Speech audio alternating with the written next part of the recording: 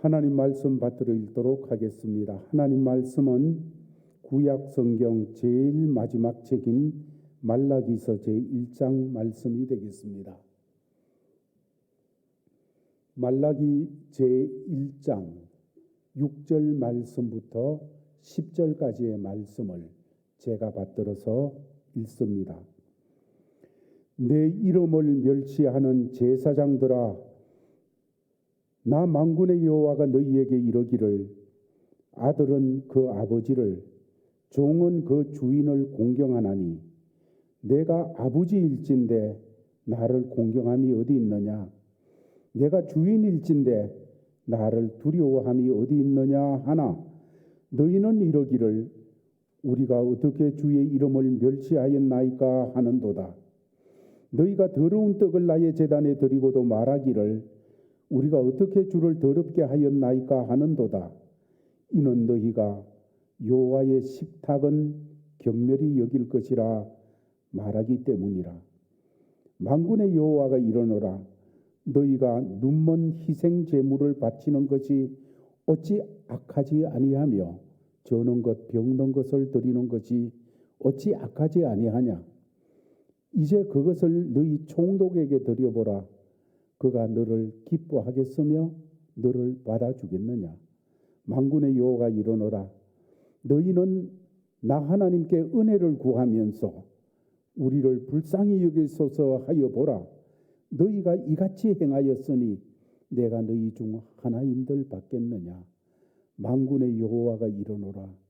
너희가 내 제단 위에 헛되이 불사르지 못하게 하기 위하여 너희 중에 성전 문을 닫을 자가 있었으면 좋겠도다.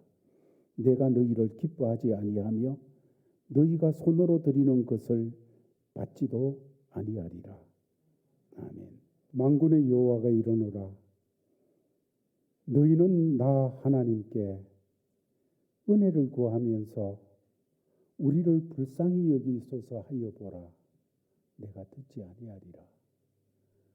네가 눈먼 것, 저는 것, 병든 것을 나의 제단에 드리면서 나에게 은혜를 구하느냐, 나에게 응답받기를 원하느냐, 내가 듣지 아니하리라.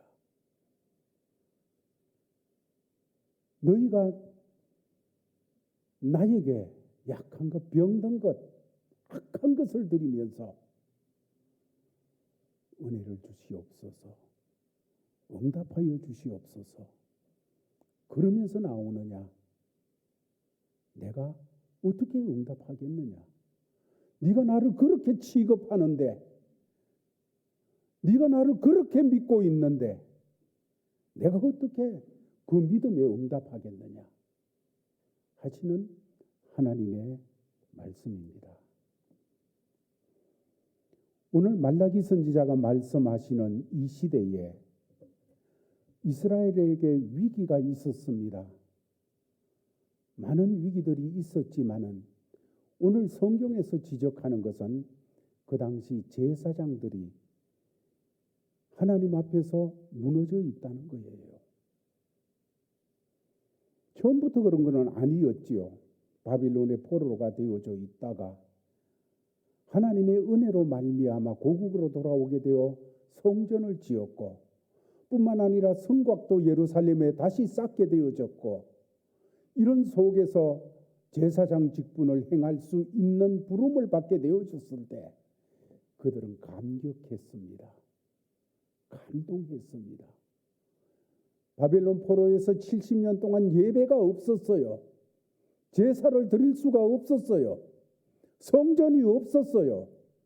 그러다가 하나님의 은혜로 고국으로 돌아와 성전을 세우고 예배를 드리고 거기서 제사장으로 감당하게 되어질 때 그 감동이 일하는 것은, 그 감동된 마음 속에 하나님, 내 생명 달라 해도 하나님께 드릴게요.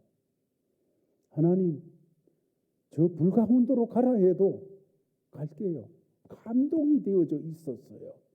감격했었어요. 그런데 세월이 또 흘러갑니다. 흘러가는 세월 속에서 어느 날부터인가 그 감동과 감격이 식어져 버리고 그 노래가 식어져 버렸어요. 그래서 그들 속에 감동 없는, 감격 없는 직분을 감당하는 일들, 하나님의 그 놀라운 은총에 대해서, 불러주심에 대한 이 놀라운 감동이 없는 속에서 직분을 행하다가 보니까 그들의 직분은 형식만 남았고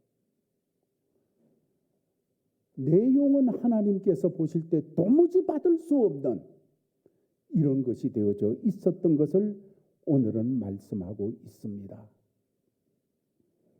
제사장이 타락했고 제사장이 지금 하나님 앞에 책망받고 있다는 것은 제사장은 그 당시에 지도자였습니다. 리더였지요.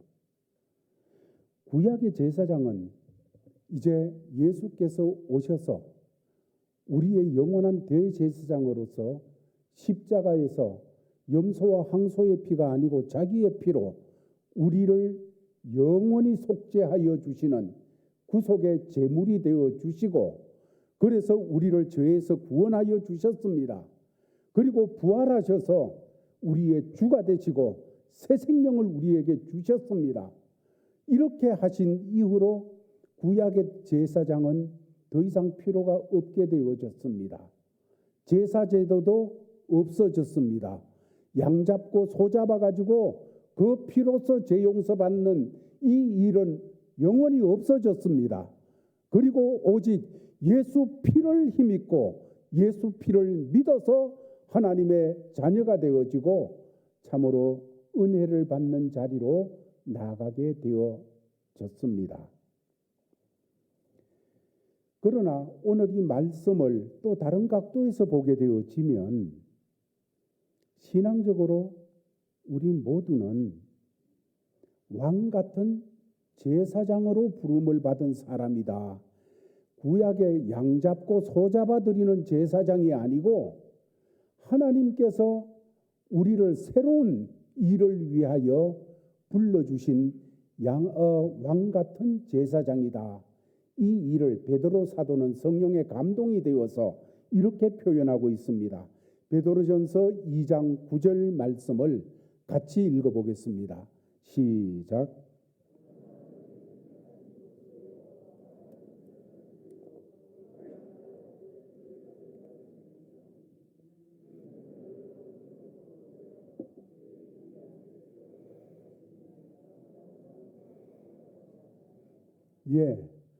여기는 예수를 믿어 구원받은 모든 사람에게 말합니다. 너희는 하는 것은 바로 구원받은 하나님의 자녀는 택하신 족속이요 왕같은 제사장이요 거룩한 나라요 그의 소유가 되어진 하나님 백성이니 그렇게 한 것은 이는 너희를 어두운 데서 불러내어 죄악 가운데서 불러내어서 세상 가운데서 불러내어서 마귀의 종된 가운데서 불러내어서 어떻게 합니까? 그의 귀한 빛에 들어가게 하나님의 나라에 들어가게 하나님의 은혜 속에 들어가게 빛 대신 하나님의 그 역사 속에 들어가게 그래서 하나님을 아버지라 부르게 되어졌고 예수님을 주님이라고 부르면서 이 땅을 살아갈 수 있도록 하신 그 하나님 그 주님의 아름다운 덕을 선포하려 함이라. 이는 그 이유는 너희를 어두운 데서 불러내어 그의 귀한 빛에 들어가게 하신 이의 아름다운 덕을 예수님의 덕을 예수님 공로로 우리가 하나님의 자녀가 됐고 예수님 공로로 죄 용서를 받았고 예수님 공로로 은혜의 보좌 앞에 담대히 나가게 되어졌고 예수님 때문에 하나님의 모든 것이 우리 것이 되어지는 유업을 받는 자가 되어진 이 자리로 들어가게 되었습니다. 그러므로 이 예수님의 아름다운 덕을 선포하는 왕같은 제사장으로 부름을 받았다는 것입니다. 우리의 삶은 이 왕 같은 제사장으로서 제사장은 백성들에게 하나님을 증거하는 것이에요. 하나님의 용서를 선포하고 하나님의 은혜를 선포하고 하나님의 하나님 되심을 선포하고 하는 이 역할이 제사장인데, 우리가 제사장으로 부름을 받아가지고 이 땅에서 바로 우리를 구원하신 이 예수 그리스도의 덕을 선포하는, 우리의 삶의 자리에 나타내는 이런 일로 부름을 받았다는 것입니다. 너희를 어두운 가운데서 불러내어, 이 말은 소명이라는 단어입니다. 불러내어. 이 말씀이 증거하고 있는 것 같이 구원받은 모든 성도는 왕같은 제사장으로 불러냄을 받은 사람입니다. 그러므로 우리는 소명을 받은 사람으로서 정체성을 가지고 살아가야 되어집니다. 내가 살아가는 삶의 터전이 어떤 자리이든지 간에 그 자리에서 나는 하나님이 부른 사람이다. 나는 하나님이 부른 사람이다. 불러서 지금 하나님이 부른 사람으로서 이 자리에 있다. 그것이 가정이든지 사업터든지 직장이든지 학업이든지 아니면 인생의 어떤 거리든지 간에 그 자리에서 생각할 것, 어쩌다 보니까 여기 있지. 아니에요. 나는 하나님이 부른 사람으로서 부름받은 사람으로 여기 있어. 이 정체성을 가지고 사는 우리 제일가족들 되어지시기를 주의 이름으로 축원합니다.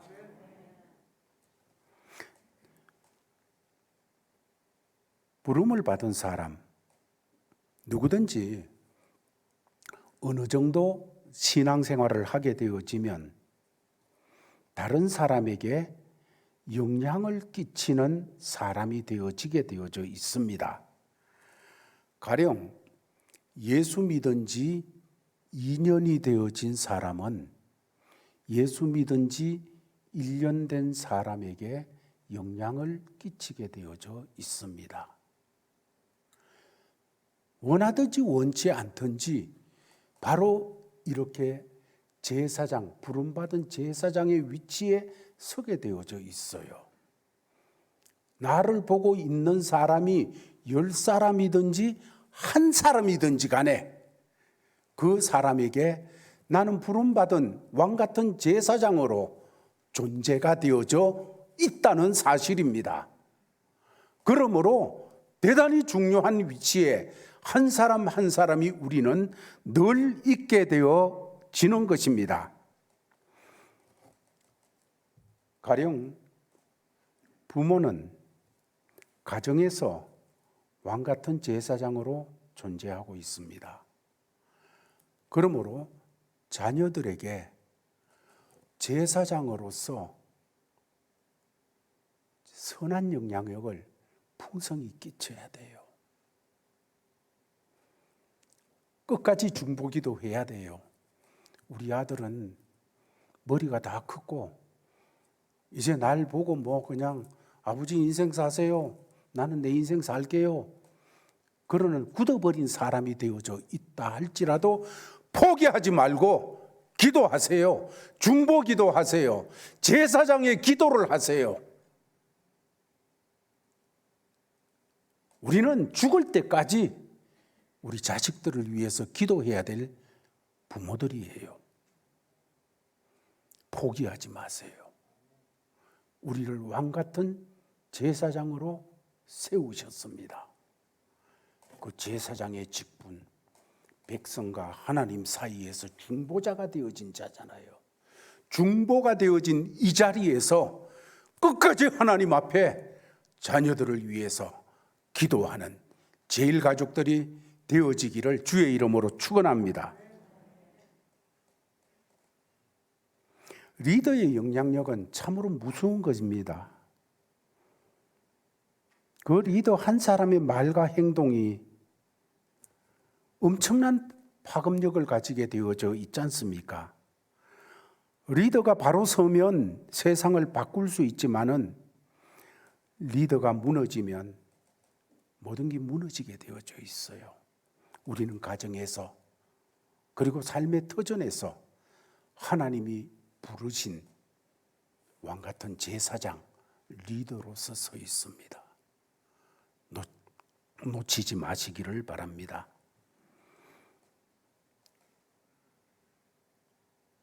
그런데 말라기 선지자가 활동하던 이 말씀이 주어지던 그때에는 이스라엘의 지도자가 다 무너졌어요.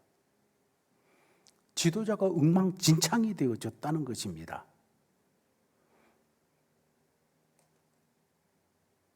그래서 오늘 6절 말씀에서 여호와의 이름을 멸시하는, 제사장들이 여호와의 이름을 멸시해요.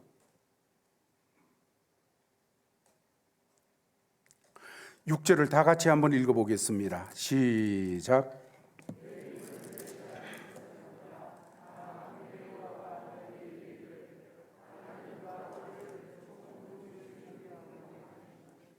내가 아버지일진데 나를 공경함이 어디 있느냐? 내가 주인일진데 나를 두려워함이 어디 있느냐 하나 너희는 이러기를 우리가 어떻게 주의 이름을 멸시하였나이까 하는도다. 하나님은 이스라엘 백성들에게 이 말씀을 통해서 제발 나를 존중히 여겨다오,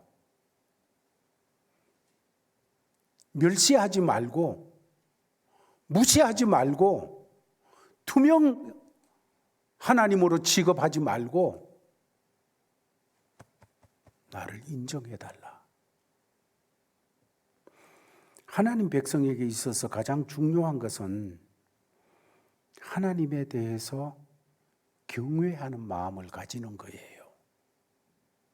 이것이 늘 바탕에 깔려 있어야 됩니다. 그리고 하나님을 경외하고 하나님께 우리 하나님을 존중히 여기는 것은 어디서 제일 잘 나타나는가 하면 제단에서 제일 잘 나타납니다. 제단. 7절 말씀에서는 제단에 대해서 말하기를 나의 제단이다, 여호와의 식탁이다, 이렇게 표현을 하고 계시는데, 이 제단은 바로 하나님을 만나는 자리예요.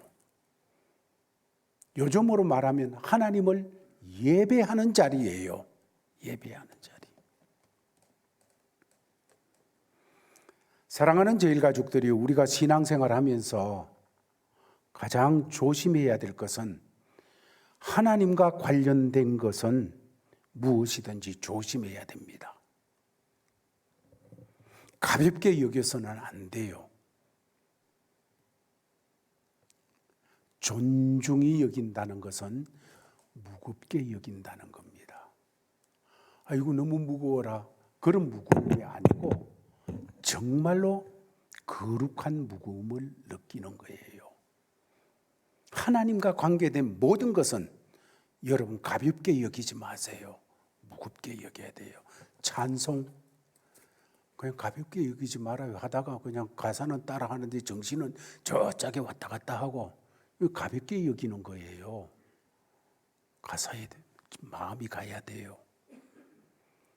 장로님이 대표로 기도할 때에 그냥 그때는 그냥 내 정신 한 바퀴 돌리는 시간이다, 그렇게 생각하지 말고 그 기도에 따라가야 돼요.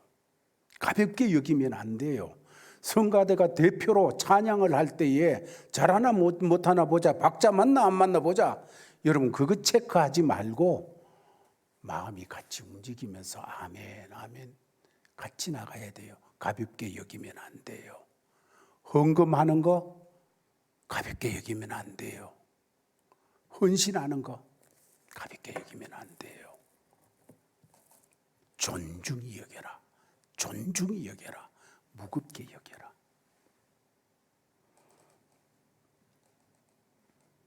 하나님을 경외하고 존중히 여기는 것은 다른 데서도 나타나지만 제단에서 제일 잘 나타납니다. 제사를 드리는데 그 제단에 올려질 제물을 끌고 올 때부터, 찾을 때부터 그냥 그것을 살필 때부터 성경은 말합니다. 신명기서에서 내가 거룩하다. 내가 거룩하기 때문에 나와 연결된 것은 거룩해야 되고 흠이 없어야 되고 나와 관계된 것은 가장 아름다운 것이라야 된다. 말씀을 해 주셨는데 히브리 백성들도 그렇게 했지요.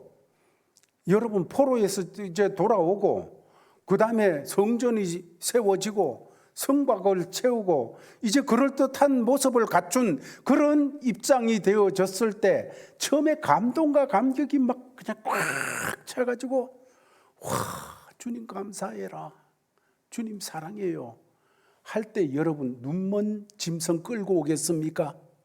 그때 약한 것, 저는 것, 그 짐승 끌고 와가지고 대강 잡아가지고 그 제단에 올려놓을 수 있겠어요? 없습니다. 어떻게 할까요? 양떼들 중에서 찾겠지요. 어떤 걸 드려야 될까? 예배는 그런 것입니다. 우리를 구원하신 주님, 우리를 죄악 가운데서 속량하여 주시고 하나님의 자녀되게 하시고 이 땅에서도 아버지 하나님의 은혜로서 우리의 모든 삶이 합력하여 선을 이루도록 간섭하시는 그 속에서 살아나가는 그 감동, 그 감격을 가지고 7월 첫째 주일에는 내가 어떻게 예배드려야 될까? 어떤 옷을 입고 가야 될까? 어떤 신발을 신고 가야 될까? 어떻게 헌금을 준비해야 될까? 여러분, 감동이 있어야 돼요. 감격이 있어야 돼요. 신앙생활은 이론 아니에요. 교회 생활은 이론 아니에요. 하나님의 은혜에 감동하는 생활이에요. 여러분, 감동만, 하나님의 은혜에 감동만 되어지면 이론적으로 합리적으로 따질 때 정말로 잘못된 것 같다. 여러분 그래도 감동이 되어지면 못할 게 없어요. 그러나 감동이 안 되지면 너무나도 맞는 얘기인데도 나하고 상관없어져요.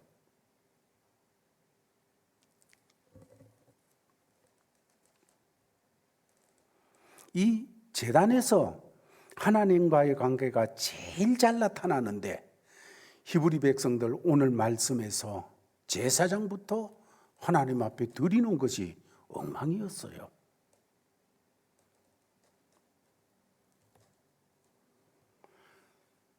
그런데 오늘 본문에 이 제사장들과 백성들이 하나님의 이름을 더럽혔다.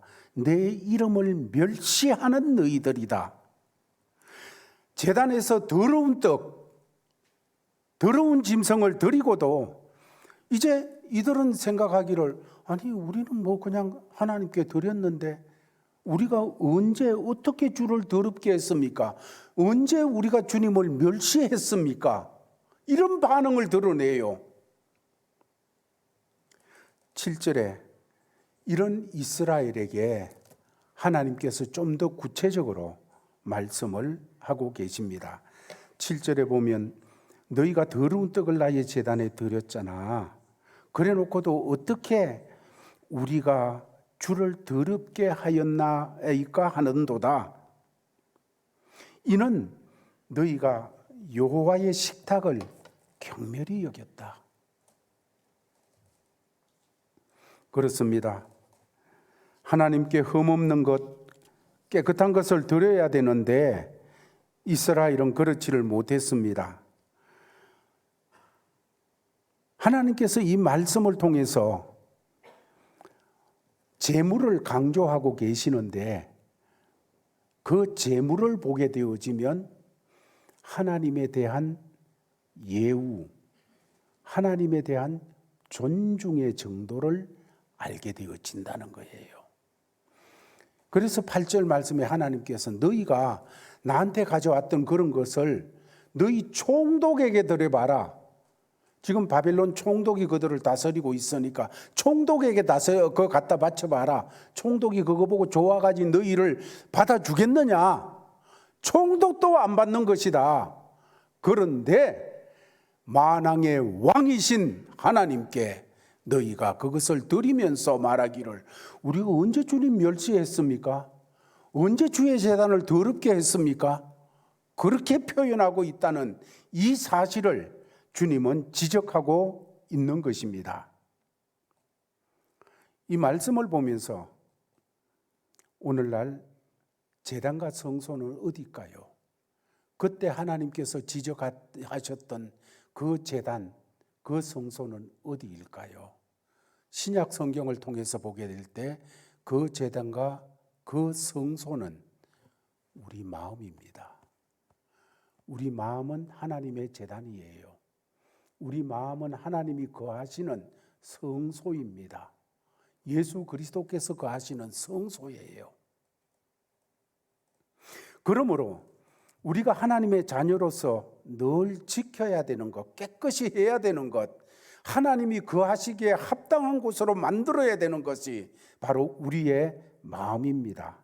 이곳에서 하나님께서는 우리를 만나 주시고 은혜를 펼쳐 주시는 시연소, 그것이 마음이에요. 그래서 하나님의 은혜가 올 때는 항상 마음에서부터 오게 되어져 있어요. 마음에서 은혜가 와서 온몸으로, 온 삶으로 그 은혜가 나가게 되어지는 거예요. 하나님의 치유도 먼저 마음으로부터 오게 되어져 있어요.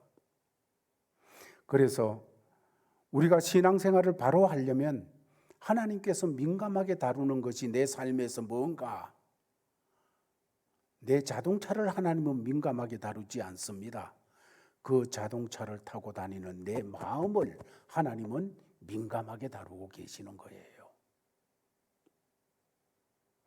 우리 가게를 하나님께서 민감하게 다루는 거 아닙니다. 그 가게를 경영하고 있는 내 마음을 하나님께서는 민감하게 다루고 계시는 거예요.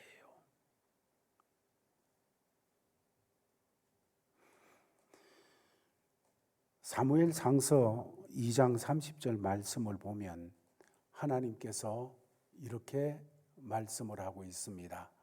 같이 읽겠습니다. 시작.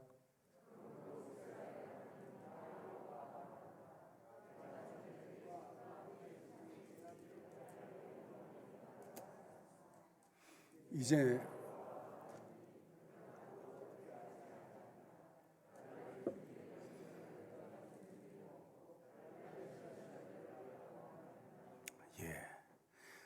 나를 존중히 여기는 자를 내가 존중히 여기고 나를 멸시하는 자를 내가 경멸하리라. 멸시한다. 조금 전에도 말했지만 멸시한다는 것은 가볍게 여긴다는 거예요. 가볍게. 존중히 여긴다는 것은 무겁게 여긴다는 것입니다.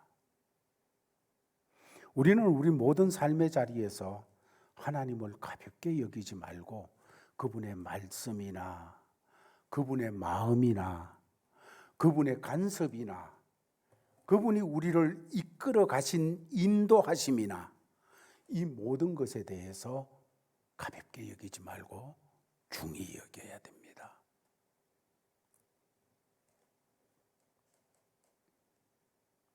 왜 하나님과 관계된 일들을 히브리 백성들이 그리고 지도자들이 가볍게 여기게 되어졌습니까? 세월이 흐르다 보니까 처음 감격과 처음 사랑이 식어져 버렸어요. 그때부터 그것이 몸에 들어오면서 어제도 그랬으니까 오늘은 더 그냥 습관적으로, 오늘보다 내일은 그것보다 더 습관적으로 이렇게 하다가 보니까 눈먼 것, 저는 것, 병든 것을 드리면서도 뭐 우리가 할 일 했지 않습니까? 예배 드렸잖아요. 헌금 드렸잖아요. 헌신했잖아요. 이런 말씀을 대할 때는 오래된 신앙생활을 한 우리들은 더 조심해야 됩니다. 더 돌아봐야 됩니다.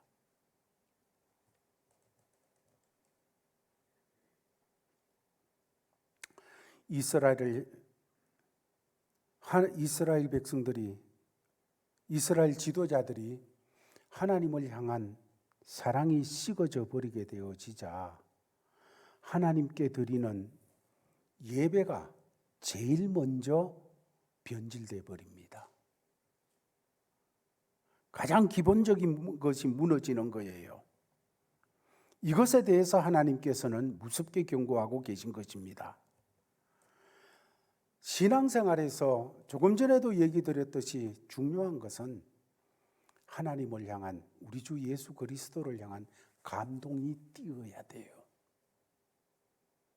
그 감동 속에서 나도 주님 사랑합니다. 이 사랑이 살아 있어야 돼요.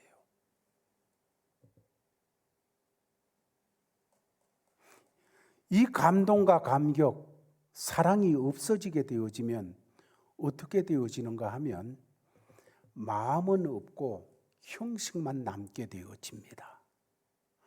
처음에는 제사장으로 부름받을 때 이 정말로 포로로 있다가 이 내 나라에 와가지고 제사 드리는 제사장으로 세움받다니 감동과 감격이 있어서 심장이 벌떡벌떡 뛰고 날 불러주셨다는 그것 때문에 그냥 숨이 툭툭 닿도록 감사하고 찬송하고 싶었는데 세월이 흐르면서 형식화되어졌고 형식에 굳어져 버리게 되어지자 제사장 직분을 하나의 직업으로 생각하고 생존 도구로 여기게 되어지고 더 나아가서 나중에는 자기 욕망을 이루는 도구로 삼는 타락에 빠졌습니다.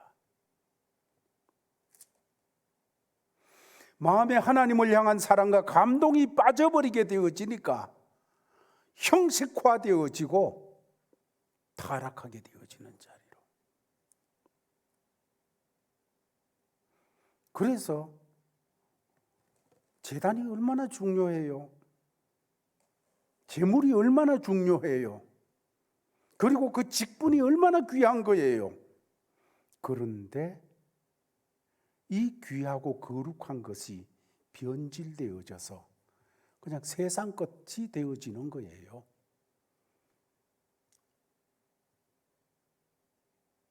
물질적인 것이 되어져 버리고 마는 거예요.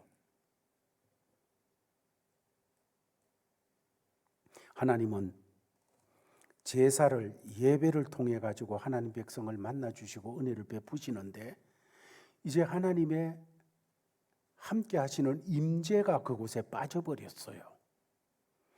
이 예배의 형식이 참 중요합니다. 제사의 형식이 참 중요한 거지만은 그 속에 담기는 내용이 온전해야 되어지는, 그렇지 않으면 의미가 없어져요. 하나님은 형식을 받는 분이 아니지 않습니까?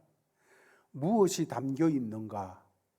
하나님은 우리를 받으시고 우리를 통해서 일하시고 우리를 통해서 은혜를 나타내시고 우리를 제사장으로 부르셔서 우리가 하나님의 통로가 되기를 원하시는데, 그러기 위해서 우리에게 중요한 것은 우리 마음이에요. 하나님이 우리 마음을 보시고 역사를 하시는데 우리 마음에 무엇이 담겨져야 될까요? 성경은 말합니다. 여호와께서 구하시는 제사는 상한 심령이라. 상하고 애통하는 심령을 주께서 멸시치 아니하시리이다. 항상 하나님 앞에 설 때 상한 마음. 왜 상했습니까? 하나님 뜻대로 살지 못해서 상한 마음. 하나님의 통로로서 온전치 못해서 상한 마음. 제사장으로 자녀들 앞에서 충분하게 기도하지 못해서 상한 마음. 하나님께서 우리를 불러서 우리를 부르니에 거룩한 영광스러운 덕을 선포하도록 우리를 부르셨는데 그렇게 하지 못하기 때문에서 오는 상한 마음. 이 상한 마음을 가지고 주님께 갈 때 주님께서 기뻐하시는 것입니다. 교만한 마음은 물리치지만은 이 상한 마음은 하나님이 받으세요.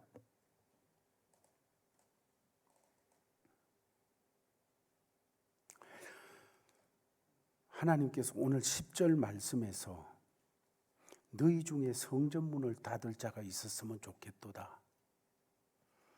정말로 형식적으로 그리고 세속화되어져 가지고 이렇게 하나님 앞에 드려지는 그 입장에 대해서 하나님께서는 너무너무 아프신 거예요. 제발 그런 모습 안 보도록 문 닫았으면 좋겠다. 이런 말씀 앞에서 내가 드리는 오늘의 예배, 내가 하나님과의 관계에서 어떤 모습인가 하는 것을 체크하는 우리가 되어지기를 바라고, 한 가지만 더 말씀드리면, 하나님을 향한 사랑과 감동이 없어지게 되어지면 하나님을 향한 두려움이 없어집니다. 여러분, 더러운 떡, 눈먼 희생의 제물을 제단에 올립니다. 아무렇지도 않게. 왜 그럽니까? 하나님을 경외하는 거룩한 두려움이 없어졌기 때문이에요. 너희 총독에게 드려봐라. 총독이 그거 받겠느냐? 그런데 하물며 그것을 만왕의 왕이신 여호와 하나님 앞에 드리고도 우리가 어떻게 하나님 이름을 더럽혔습니까? 하나님 제단을 우리가 더럽혔습니까? 그렇게 행동할 수 있겠느냐? 여러분, 우리가 살아가면서 우리 삶에서 가장 무서운 일은 하나님이 두려워지지 않는 거예요. 하나님이 무서워지지 않는 거예요.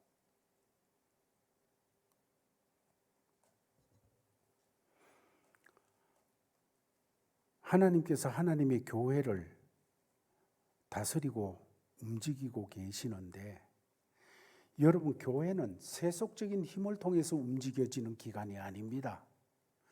세상 힘의 원리가 교회 안에 들어오도록 해서는 안 됩니다. 교회는 인본주의 시스템으로 그냥 합리적인 생각으로 그렇게 움직여지는 시스템이 되어서는 안 됩니다. 교회를 움직이는 힘은 성도들, 하나님의 백성들 안에 있는 하나님을 향한 거룩한 두려움이 하나하나 제가 하나님을 거룩한 두려움으로 바라보고 그 앞에 서고, 박 장로님이 같은 마음으로 서고, 다른 권사님이 또 그런 마음으로 서고, 그 마음들이 모여져서 주를 섬기는 겁니다. 이 교회를 그렇게 섬겨나가고 방향을 받들어 나가는 거예요.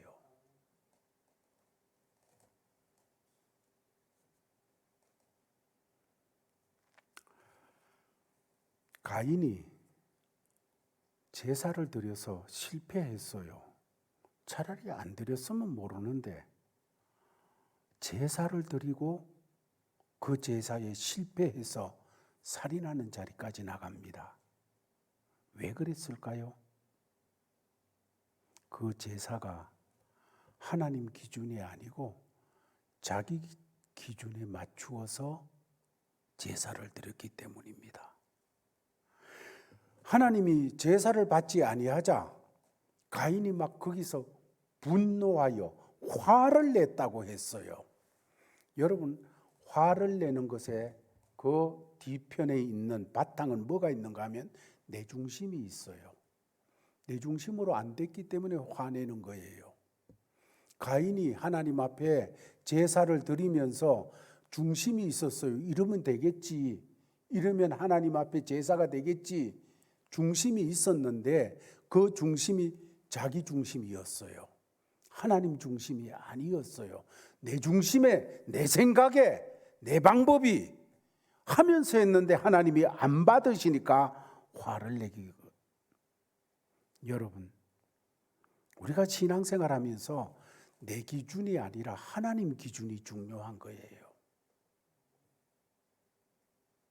그렇지만 우리는 신앙생활하면서 자꾸 내 자신의 기준을 만들고 내 방식대로 하나님을 섬기려고 합니다. 그렇지만 내 기준이라는 것은 믿을 만한 것이 못 됩니다. 내 기준은 자꾸 바뀌어요. 상황에 따라 바뀌고 여건에 따라서 바뀌고 자꾸 어떤 일들에 따라서 내 기준이 자꾸 바뀌어져요. 그 기준을 의지하면 하나님 기쁘게 할 수 없어요.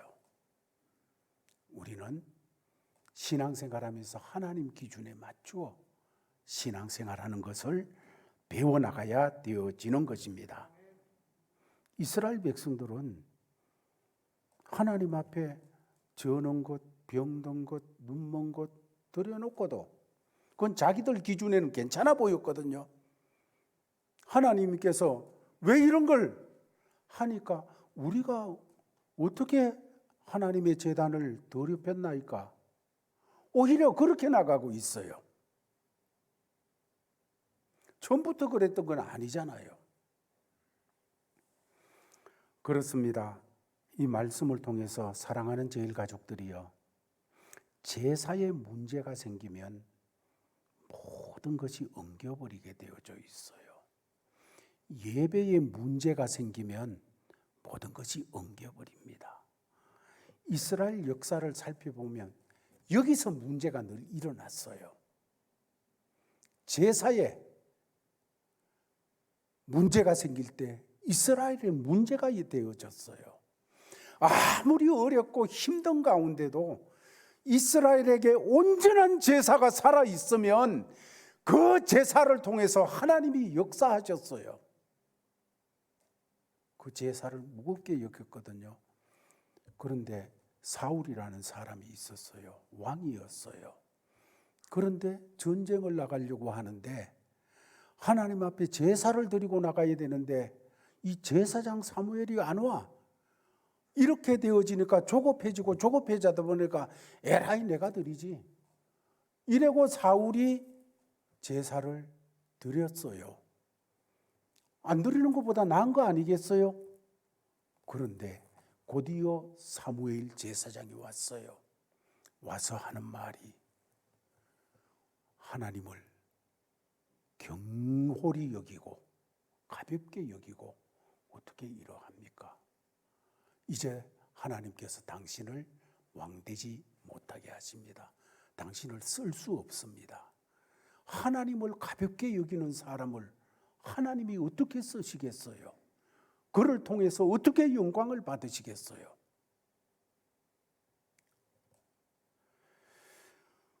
말씀을 정돈하겠습니다. 오늘 이 말씀을 통해 가지고 우리가 하나님에 대한 사랑과 감동을 다시 확인해야 되어집니다.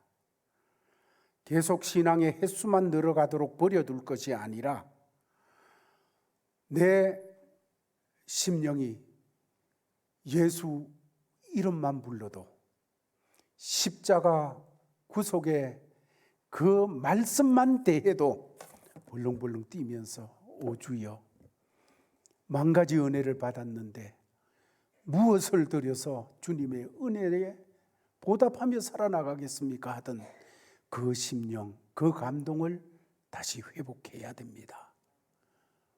하나님은 직분 보고 응답하지 않습니다. 하나님은 연조 보고 응답하지 않습니다. 상한 심령 되어져서 은혜를 구하고 하나님이 하신 일에 대해서, 예수 그리스도께서 우리 위에 하신 일에 대해서 성령의 감동 속에 감동을 받고 거기에 대해서 충격을 받고 그 일에 대해서 정말로 주님 나도 사랑합니다 하는 사람을 통해서 일하십니다. 제사장으로 부름받은 사랑하는 제일 가족들이여, 가정에서, 교회에서, 삶의 터전에서 바로 우리를 통해서 하나님의 놀라운 은혜가 강건하게 임하도록 감동이 살아나는 신앙생활 하기를 예수님의 이름으로 축원합니다. 아버지 하나님 감사합니다. 오늘 말씀 주셔서 받았습니다. 받은 말씀을 잘 붙들고 믿음으로 감당해 나가게 하옵소서. 주 예수 그리스도의 이름으로 기도하옵나이다. 아멘. 아버지 하나님, 내 삶에서, 내 걸음에서 예배가 죽으면 모든 것이 죽게 되어 있고, 예배가 살면 모든 것이 살아나게 되는 것, 말씀을 통해서 깨닫습니다. 내 인생에서 예배다운 예배를 드리는 예배자로 살아가도록 이끌어 주시옵소서. 그러므로 형제들아, 내가 하나님의 모든 자비하심으로 너희를 권하노니 너희 몸을 하나님이 기뻐하시는 거룩한 산 제물로 드리라. 이는 너희가 드릴 영적 예배니라. 오 주여, 말씀을 받고 삶의 자리로 가서 우리 몸을 산제물로 주께 드리며 주님 앞에 쓰임받는 제1가족들 되게 하여 주옵소서.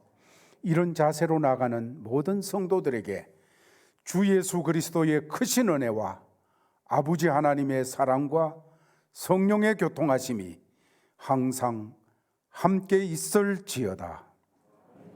아멘.